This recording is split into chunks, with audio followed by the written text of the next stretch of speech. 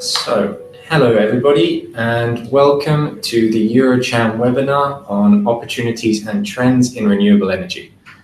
This marks the 5th of our webinar series where we tackle the most promising sectors in the Cambodian economy and the opportunities available to investors in each of them.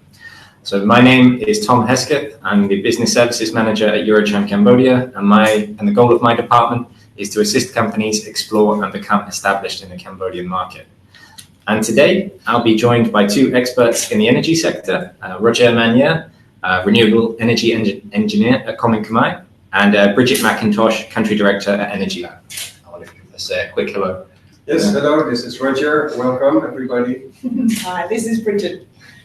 Thank you for the interest. Okay, so this webinar will follow the same as our other webinars. It will follow a 3-part structure, and it will last around 45 minutes. So first, I'll be providing a brief introduction to Cambodia and its economy today, because many of the people on here are not familiar with Cambodia. Then Roger will go into a presentation describing the opportunities in the renewable energy sector, and Bridget will be intervening when necessary. And finally, we'll finish with a brief Q&A from the audience. So questions will not be answered on this webinar until the end of the presentation. However, you can type them at any point in the chat window to the bottom right of your screen, and we'll address them all at the end. So, as a brief introduction to EuroCham itself, we were founded in 2011 with the support of the European Union ICI Plus grant. EuroCham now has over 20 employees and 350 members, making it the largest international chamber operating in Cambodia. Our activities are divided into 4 main pillars. Advocacy, so here we seek to understand the challenges faced by our members in 10 sectoral committees, one of which is green business. And we advocate for policy changes that improve the ease of doing business for European companies in each sector. So this culminated in the launch of our 2019 White Book, which you can find published on our website. The second of our activities is outreach. So this is promoting Cambodia as a trade and investment destination abroad. This is the part that this webinar falls under. We also offer the traditional activities of a chamber under our member category, doing networking events and forums. And finally, the department I represent is services. So again, we support EU businesses enter Cambodia via paid advisory services.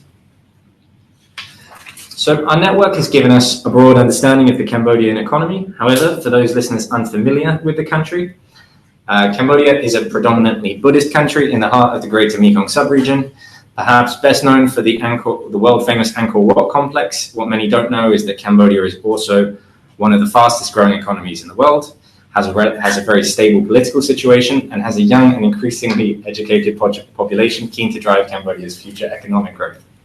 So just as a few highlighted figures, Cambodia's GDP at the moment is 18.6 billion, growing at an average rate of 7% a year since 2004. Its economy is driven largely by tourism, real estate and construction, as well as a garment and footwear sector. Cambodia has one of the youngest populations in the region. Out of 15.76 million people, 2 million live in the capital city, Phnom Penh, and 50% are below the age of 25.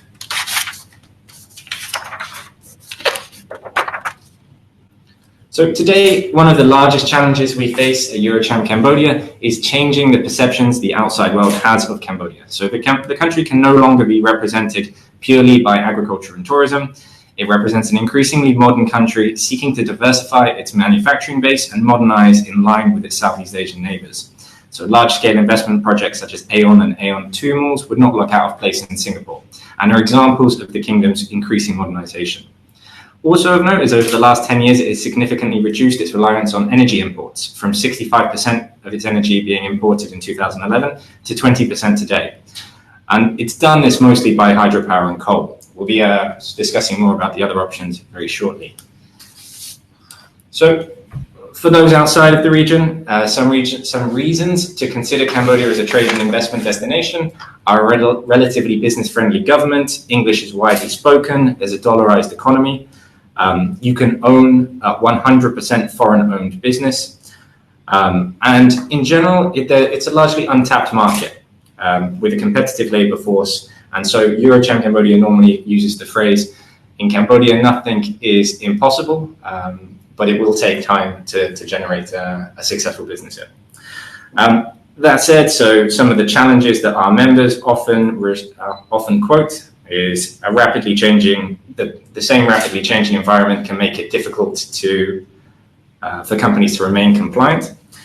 There's a lack of skilled labor across all sectors. In some sectors, there's a lack of a level playing field between fully compliant and non-compliant companies.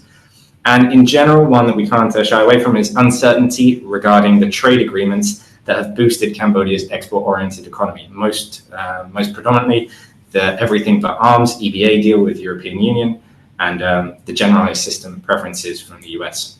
So I hope that gives a brief overview of Cambodia as a whole. I'll now leave the floor to Rogier and Bridget, who will discuss how some of these strengths and challenges play out in the renewable energy sector.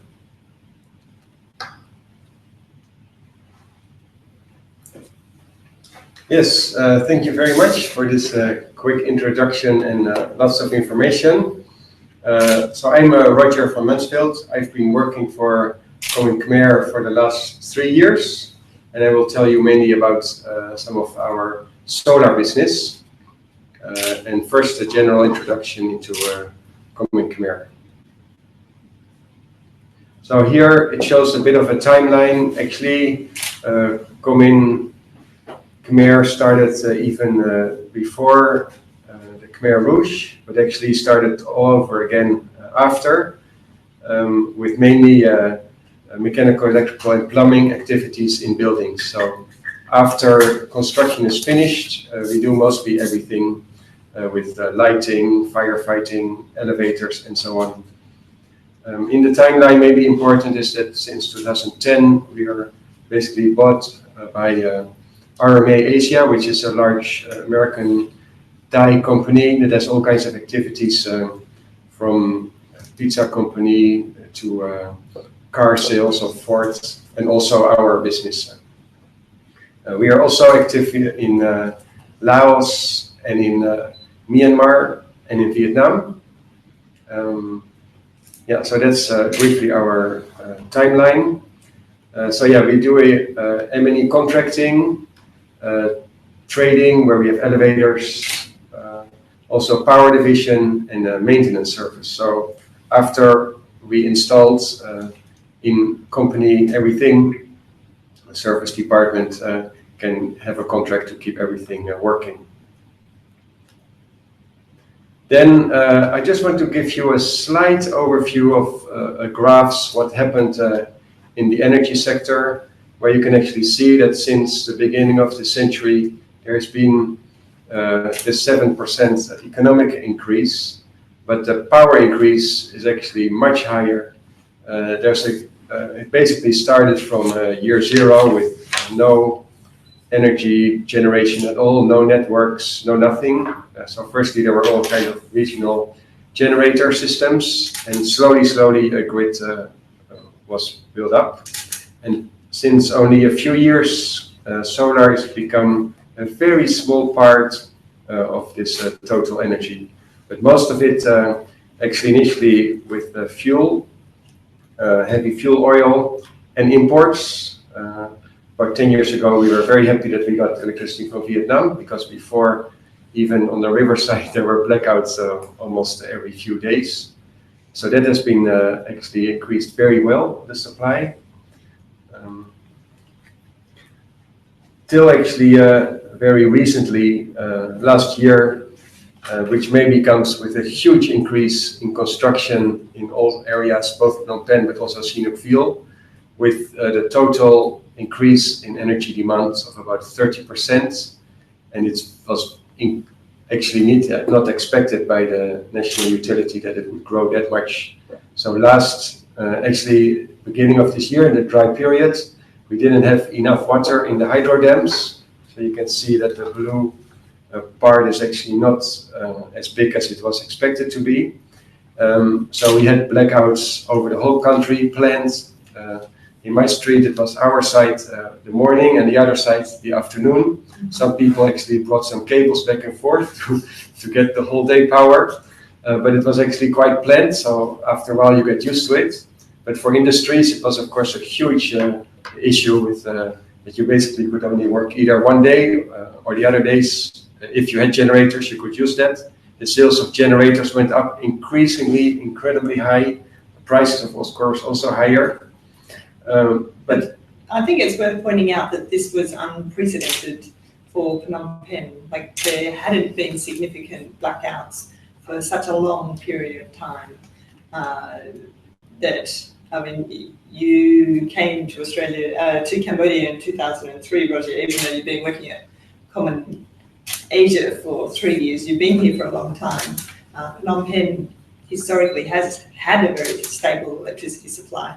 But it was partly that massive economic growth and unexpected demand from particularly the construction centre, lots of condominiums being built in Phnom Penh, but also an unusually dry season for the hydro dams. And this graph here that you're showing is actually the dry season graph. There's actually significant installed capacity in Cambodia, but so there's an oversupply of electricity in the wet season from hydro, but when the hydro dams are dry, that's when you'll see this shortage. So it's interesting to see how that will be addressed. But actually what came out very nicely, the first 10 megawatt hydro dam was just installed last year in operation. It seemed at that time that the government and also EDC wanted to give solar and renewable energy a very slow start. They weren't very interested, but actually this crisis generated an opportunity for solar, where you can actually see in the next graph, which is actually part of the planning, that both the Electricity Authority as EDC and the ministry have put solar on a larger opportunity to actually be able to supply maybe some of that quick demand by next year, because we're actually not 100% sure what will happen next year. The growth is still growing. There might be another 20% by next year. So will this be enough? And actually the solar plants have been seen by EDC as an opportunity to maybe have a quick fix. Because in fact, the 60 megawatt solar project in Kampong Sbu was meant to only come online December 2019, but in fact 20 megawatts came online almost 9 months early during that shortfall of electricity, and it will now all be it's now all been commissioned already, even though it was only meant to come online in December 2019. And then there's been quite a lot of new projects that have been approved, including another 20 megawatts at that particular site. So I think for next year, solar is playing an important part of meeting that. Yeah, so actually this next slide that we're showing now shows renewable energy with 580 megawatts renewable energy plants between 2022 and 2030, and a solar park of 340 between 220 and 222. So it's quite amazing how large numbers these are, because initially we were really speaking about much smaller amounts. Yes, at the beginning of 2018 there was 10 megawatts of solar, which was a pilot project, and a big part of that was to help EDC, the utility, to feel comfortable about solar. And then now there has been approval of 410 megawatts of grid-connected solar. So it's a significant change in how they feel and how they see solar contributing. And like you said, a big part of that is that it can be built quickly, whereas it takes a long time to build out coal or hydro. So it can be built quickly. But in terms of the dry season next year, EDC has commissioned 400 megawatts of peaking capacity, which they own themselves. And then the coal project in Sihanoukville, 135 megawatts, that will be ready by next year.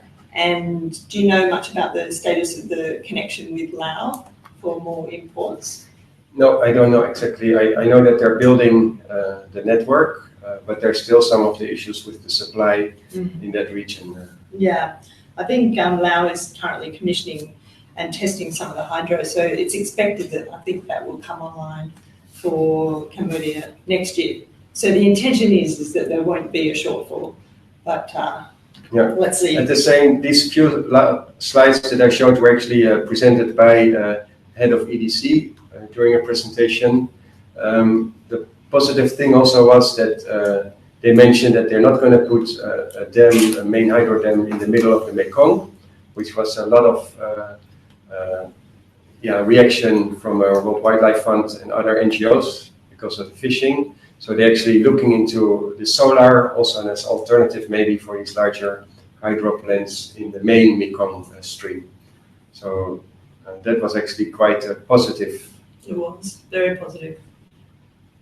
So yeah, this is just a bit a quick overview. I won't say too much, but there hasn't been actually a really national grid. It's just bits of pieces, and slightly, step by step, the national grid starts to form, which is also important to connect different areas and make sure that also solar power can be distributed over the country. What I think is valuable in mentioning here with this graph about transmission is that both you and I arrived in Cambodia in 2003, and 10 to 15% of the population had access to grid electricity. There were a lot of people that had sort of clapped out truck engines running small villages or battery charging stations. Flip now to 2019, and it's up to around 90% of villages have access to grid electricity. Not all households in those villages are connected, but particularly in the last 5 years, the electrification rate has been extremely rapid, and the way they've achieved this is through private sector, so that there are around 320 independent grid operators in Cambodia that are distributing electricity and billing their customers. And so as they strengthen their businesses and there is more reliable supply, Cambodia really will have an excellent grid system. Yeah, and those distributed or centralized energy systems with the generator, the costs per kilowatt was $1 sometimes or more. And now with the connection to the national grid, it is all around 20-25 cents. So the reduction for the consumers was also gigantic. Yes. So when people used to maybe have only a few lights and spend $5, and now they can have all kinds of other appliances, much more, and still spend the same money. Exactly. Cambodia still has the highest electricity price in the region, but it is rapidly coming down, and there is a strong commitment from the government to manage this.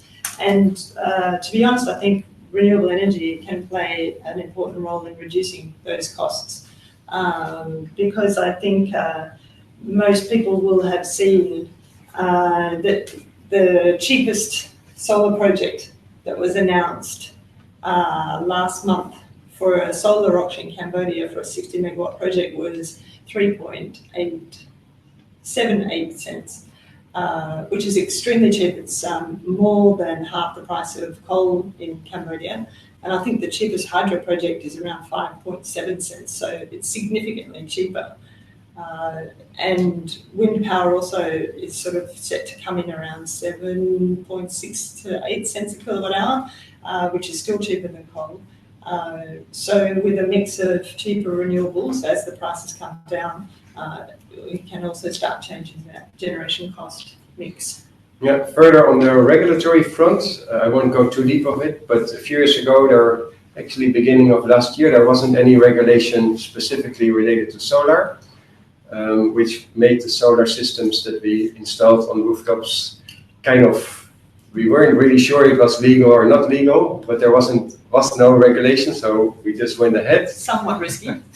Somewhat risky. However, then they introduced one solar tariff specific only for the solar systems, and later they changed it.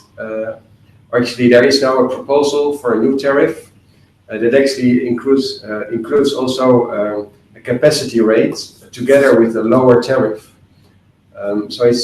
This tariff is probably going to be implemented by the beginning of next year, but it's a very interesting tariff.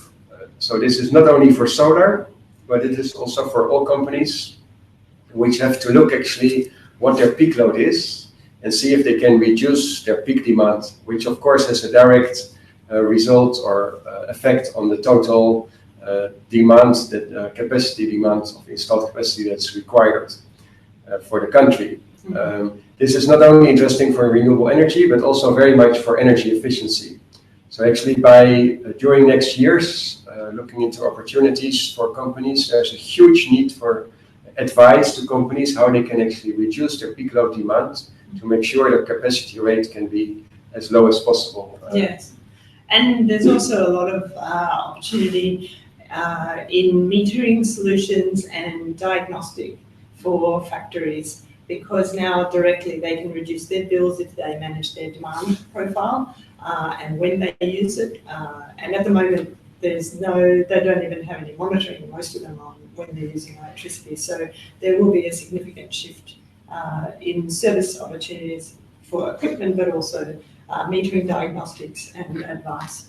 Yeah, let me just go a bit quickly to these slides because we have already gone through quite some issues. So opportunities, there's still, the cost of electricity is quite high, so with solar you can just quite save a lot. And there's an option for the PPA providers. So often companies don't want to invest themselves in the solar, but if you can actually have a company that offers a cheaper price for the end user and install for them and operates it, companies are quite interested in that. Mm-hmm. And there's a good legal framework in Cambodia of advisory services that can help to set up that structure as well. Yeah, so the regulation is actually only applied to the larger factories that have their own transformer. You cannot have feedback, and there's no net metering. Feedback, you mean export electricity to the grid? Yeah, so say if a company has closes on Saturday, Sunday, you have to destroy that energy. You cannot sell it back to the grid, even not for 3 or 4 or 5 cents, which we thought would be interesting, maybe to the grid. But they basically just don't want that. Opportunities, what already was mentioned initially, it's very easy to start a business, but once you open it officially, you start to pay taxes on everything, even if you don't make any profit. That's different than, for instance, the country I come from, Holland, where you actually only need to start to pay taxes after you make some profit. The new tariff is very interesting. You can make actually benefits with solar. EDC approval is okay. There's no cost specifically for that. Barriers, maybe the earlier mentioned large capacity for the ground-mounted approval, except for the ABB approval process of the 60 megawatts, which was quite open and clear. The other projects, you have to find your own way to get your project approved. Cambodia is still quite a small economy. So the market is still relatively small. If you, for instance, In Thailand, if you talk to a Tesco, you can at one time do 12 Tescos at the same time. Here in Cambodia, for instance, with E.ON, we have only 2. So yeah, there's still a little bit of a limited market. There's still also a long lead time to get projects signed. Staff is low qualified. It's still getting better, but you really have to look into your staff, what you are. Need to import almost everything related to cost increase of your systems. And then often people say if you fly into Cambodia, you see all these garment factories that you could put solar on, but they actually have a very short lease. So it's difficult to make a 15-year contract with them because their planning horizontal is only 1 or 2 years. I would just add one more opportunity there is the high price of electricity. So if you can displace part of that from solar, then it has some relatively good returns, which leads nicely to some of your rooftop solar projects that Comin Asia has done. No, the nice thing was when we also talked with the Ministry of Economic and Finance that they were very interested in solar because they could actually tell their investors that if you put solar, you could reduce your overall tariff with maybe 2 cents. And instead of telling EDC that they have to reduce the price, this could reduce the price by about 2 cents. Yeah. I just want to go over a few projects that we did, not too long, and then I'll show a video that we did of one of our nicest projects that we did recently. So I will show a video later about this 10 megawatt project that we did with the cement factory. So I won't say too much about it now, but part of it was floating and part of it was on a very challenging roof with 40 degrees angle. Then we actually, our first larger PPA project was with the Coca-Cola. You can see nice the form of the bottle with this actually, it looks a bit like Coca-Cola, but it's typical Cambodian water of a pond. Muddy water. Muddy water. But it's funny that they put it in the same way as a nice classic Coke bottle. If you actually fly into Phnom Penh, you sit on the good side of the airplane, you might be able to see this because it's in the special economic zone. But we put the whole roof full of solar, so that was quite a very nice project. Well, that was a very nice project because it then led to a bunch of other projects nearby. Yes, yeah, just opposite, we did another one with Angkor Milk or Angkor Dairy. And this is it's so nice that we have these drones to fly over and make pictures from the roof without using helicopters or something. But this was a steel factory, so they can now make steel with a substantial part, say around 15-20% from solar. So it's actually very, it's not yet all green, but it's really, but we put almost everywhere where we were able to put it. Then one of our landmark projects is also an international school of Phnom Penh, with a very nice mosaic of solar panels on almost all roofs that we could put it on. So they are, during the day, they can almost get 90 to 100% of their electricity from the solar. And this was another project with Shaco. Just over the time, just actually since 2016, we've been starting to do Coca-Cola, and that's now about 20 megawatts in total on the rooftop systems. And I believe that Cambodia in general has 30 megawatts, just over 30 megawatts of rooftop solar. So that makes, at the moment, around 90 megawatts of solar grid with a target to get 410 megawatts of grid installed capacity and then around 30 megawatts of rooftop solar. With more to come, right? You've got plans? Yes, there's still quite a few more projects. You probably can be active with the larger, with another 4 or 5 years probably for Cambodia. Then the projects might get smaller, so we have to see what we're going to do after that. Well, I think there's a lot of opportunity with some of these condominiums and some of the developments of what they call in Cambodia as berets, but sort of housing developments. I think because there's a lot of sub-metering that goes on, so that the developers can actually start incorporating solar within these developments, and a lot of that sub-metering, meaning that, for example, in my apartment, EDC charges my landlord, say, 25 cents a kilowatt hour, and EDC charges my landlord, say 16 cents a kilowatt hour, but I get charged 25 cents a kilowatt hour. So I think there's a lot of opportunity there for innovation in metering, efficiency, and solar. Yes, so I think we came here at the end of my presentation. I have still this one video that I would like to show, which it should have a little bit of music, so then we can after prepare for questions. Mm-hmm.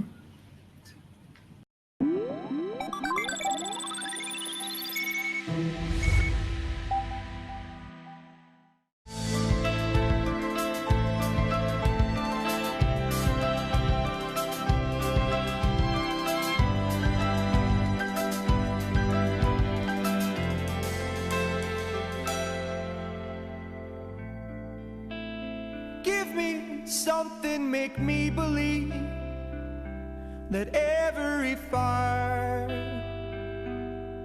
casts a light. Show me someone who still believes these ones are few and far between.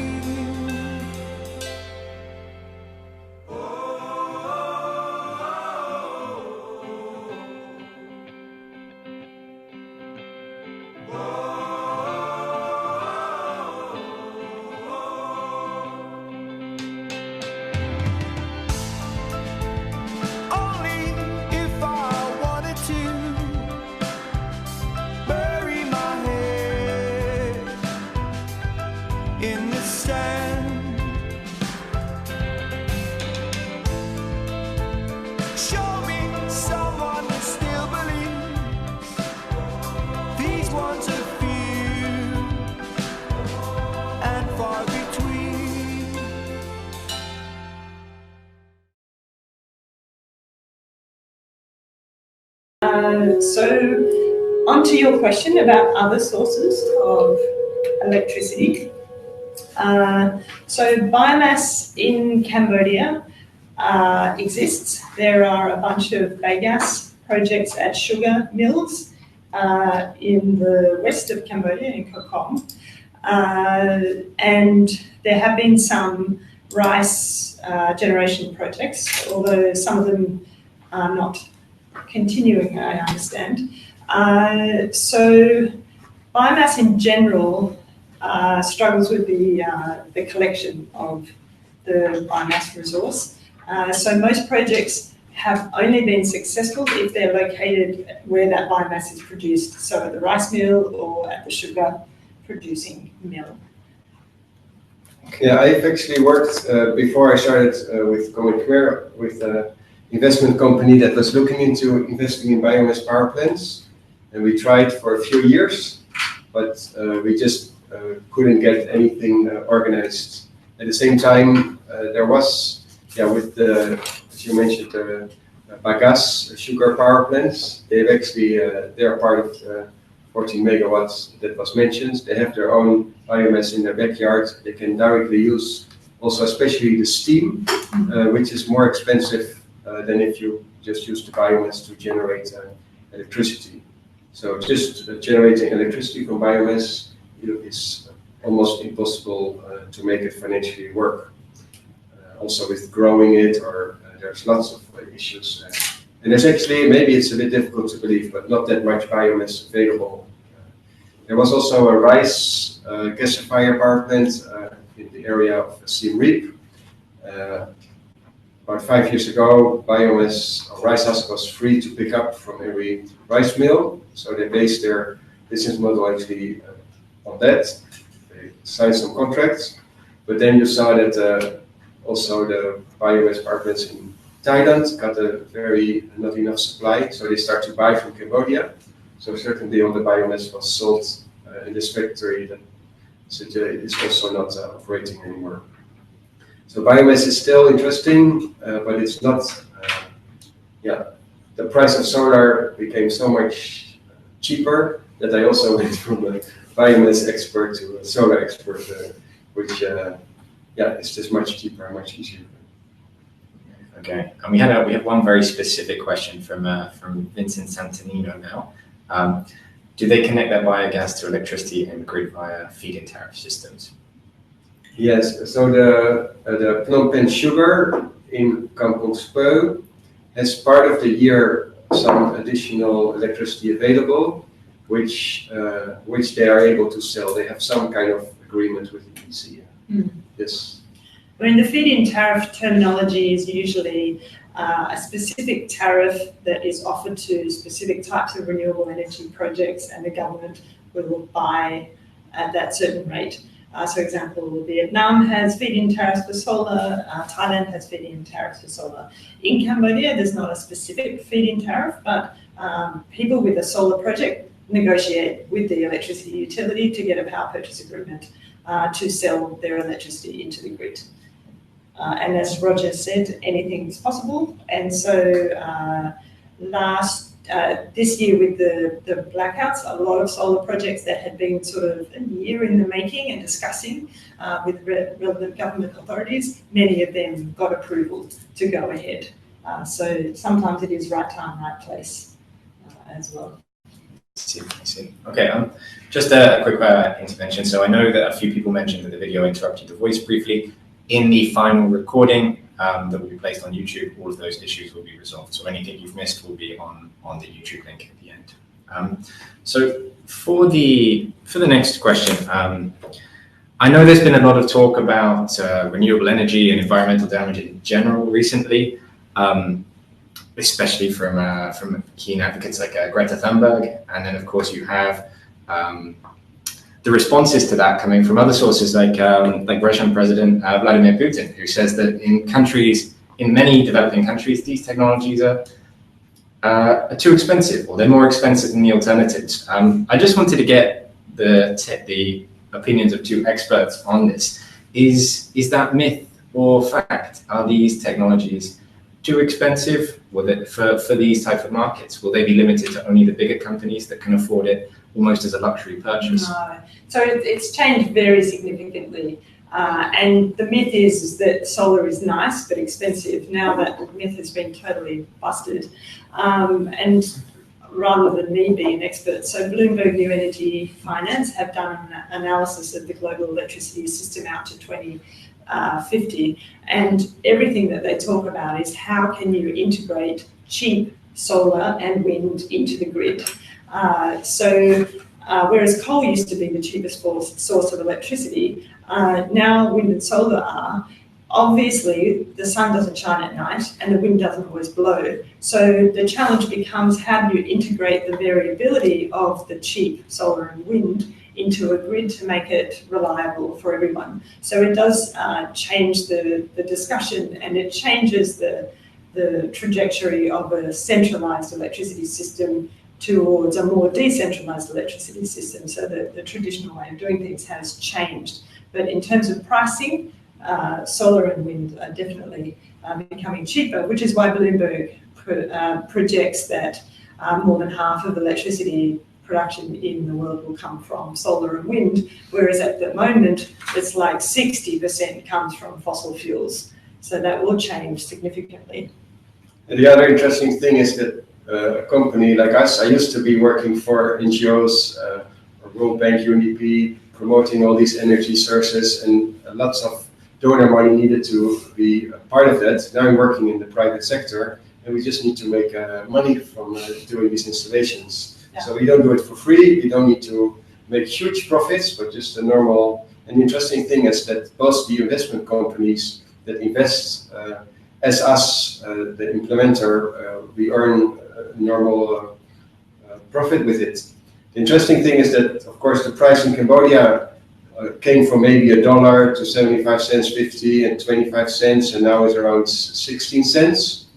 So that was always interesting, because the PPAs we can offer, say, around 9 to 12 cents, depending on the size and the location.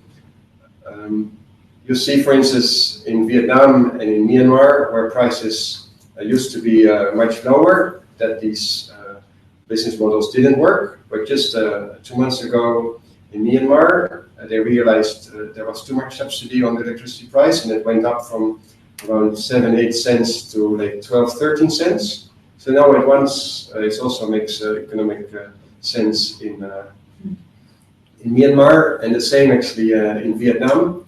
Prices are also going up, and the rooftop systems for factories that they have limited now to about 1 megawatt are now also becoming interesting for investors. So it's just now a regular money where people making money without needing any support from any agencies or subsidies. So yeah, it just works. And the same for the wind power plants, companies that are both working. It's still hard work and it's difficult to get your project signed, and there's lots of competition. But in the end, with hydro and with wind and solar, you can make money now here. Okay, it's an optimistic note on that then. So, I mean, following on from that then, if that is the case where renewables are becoming more affordable, I noticed in your list of projects, for Cambodian energy projects in the future, around 580 renewable energy, 340 megawatt solar projects, but still vastly overshadowed by 1,400 megawatt coal plants, 2,500 megawatt hydro plants, another 4,800 megawatt hydro plant. And I know that those are blurring the lines between renewable and non-renewable, but why in Cambodia, for those not familiar with the energy sector of Cambodia, is there still this push towards Cambodia, when there are more environmentally friendly sources that are available at more reasonable prices? Well, to be honest, it's a very new trend. So Cambodia did its first 10 megawatt solar project, and that came in at 9.2 cents a kilowatt hour. And then the next project came in at 7.6 cents, and now the next one came in at just under 4 cents. And the 9.2 cents was sort of 2017. So that's a very rapid reduction in costs. So the plans and all those projects, those large centralized systems, is the old school way of running a generation grid. It's not easy just to turn midstream and to say, right, okay, now we're going decentralized and we're going to take on board all this solar, because there needs to be a plan, and you need to take into account the variability. And so the Cambodian government is really addressing this. So they're working to update their power development plan. And the ADB and the Japanese are supporting them to do that, as well as the Australian government. And they are developing a renewable energy master plan and then updating the power development plan. You've also got to consider that electrification of transport is also coming in and happening very quickly in Cambodia's doorstep, essentially in China. And that will change the game as well. So everything is becoming decentralized, but it takes some planning. And so I think that's why you see so many of those large centralized projects. But when the Cambodian government realizes that they're going to be locking into very high, expensive prices for 20 years, they may think about a more modular, decentralized approach. And that's part of their planning process. Yeah, maybe also there's a bit of a technical issue. When you install a coal-fired plant, it can run basically 7,000 hours per year. At the same capacity without any problem. I mean, there could be problems, but normally it runs solar. I have it, you can monitor it, and it goes up and down. There's a cloud, it goes down, and then if there's a few days cloudy weather, there's just almost no solar, and then you have a few days of a lot of solar, and then you might have too much. So you really need to make sure that, especially when you build larger power plants, that the grid can actually handle those up and down. So it also requires a lot of evaluation of the grid, where you can put it, what are your peak loads related to the peak load demand.